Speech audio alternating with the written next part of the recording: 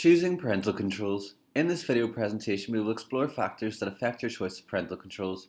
The factors that could affect your choice of parental controls include the extent of control you want to implement, the effort and maintenance the parental controls will produce, and the cost. First, let's consider the extent of control you might want to implement.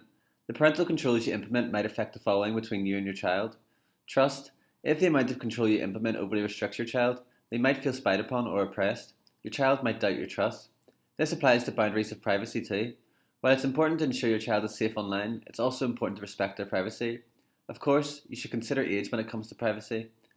Parental controls could affect your overall relationship with your child. Your child might find parental control restrictions annoying, which could cause arguments. Of course, you need to think about the flip side, where little control creates risk. Next, let's discuss the effort and maintenance of parental controls.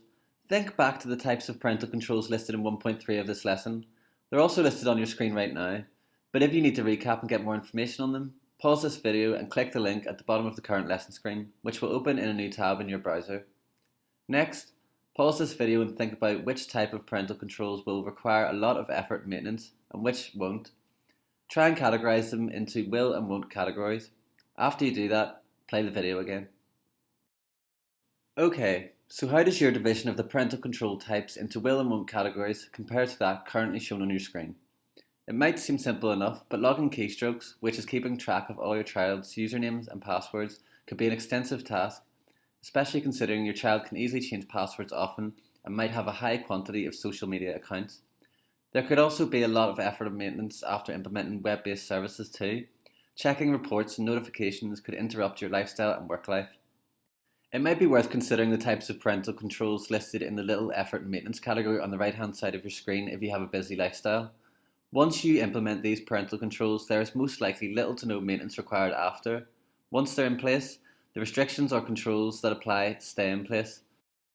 Lastly, let's consider the cost of parental controls. Of course you have to factor in your budget here, but you can either pay for features free software or services do not provide, or you can try and utilize free software and built-in services that your devices or browsers provide.